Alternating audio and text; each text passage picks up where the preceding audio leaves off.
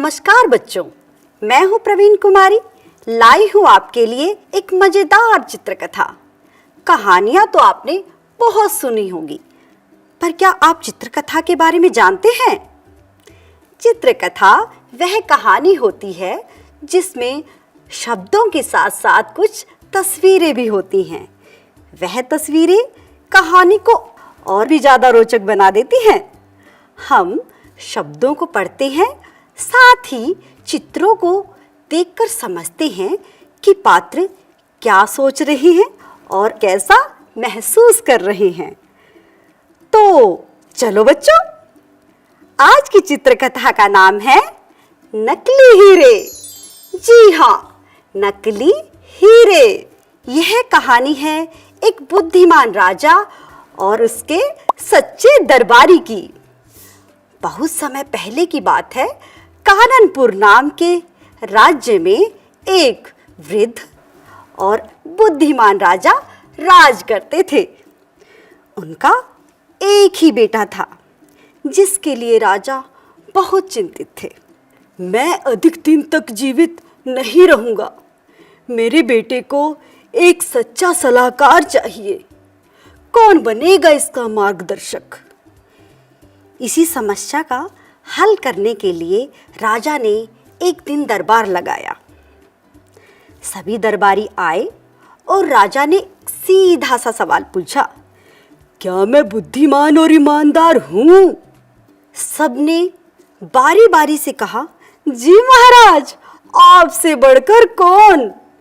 आप तो सबसे बुद्धिमान और ईमानदार हैं।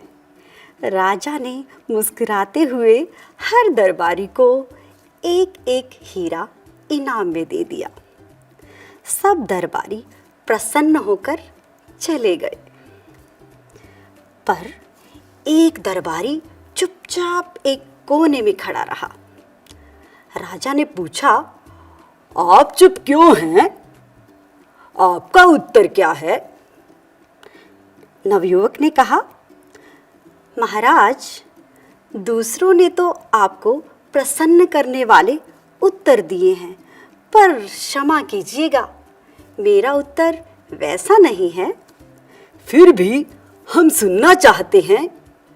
इसमें कोई संदेह नहीं है महाराज कि आप बुद्धिमान और ईमानदार हैं, पर आपसे भी श्रेष्ठ राजा हो चुके हैं, जो अपनी बुद्धिमता और ईमानदारी में आपसे बढ़ चढ़ कर थे। राजा ने नवयुवक को हीरा देते हुए कहा, हमें आपका उत्तर सुनकर बहुत ही प्रसन्नता हुई। यह लीजिए आपका हीरा। अगली सुबह काननपुर के सारे दरबारी दरबार में वापस आए और कहा, महाराज, हमने इन हीरों की जांच जौहरी से करवाई तो पता चला सारे हीरे तो नकली हैं। आपने हमारे साथ ऐसा क्यों किया महाराज? राजा मुस्कुराए और बोले, मैं समझाता हूँ। आप सबने मेरे प्रश्न का झूठा उत्तर दिया, इसीलिए हीरे भी आपको नकली दिए गए। पर इस नौजवान ने सीधा साधा उत्तर दिया, इसलिए इसे असली हीरा दिया गया और अब यही बनेगा मेरे पुत्र का सलाहकार।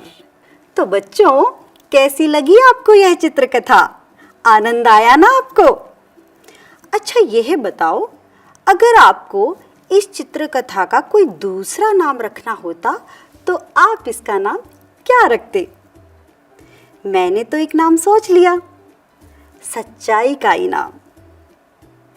अच्छा बच्चों, आप यह बताओ, आप कौन सा तरीका अपनाते सलाहकार चुनने के लिए? और एक राजा के लिए सलाहकार क्यों जरूरी होता है? क्योंकि एक सलाहकार ही राजा को सही दिशा दिखाता है। अब आप बताइए, आपका सलाहकार कौन है?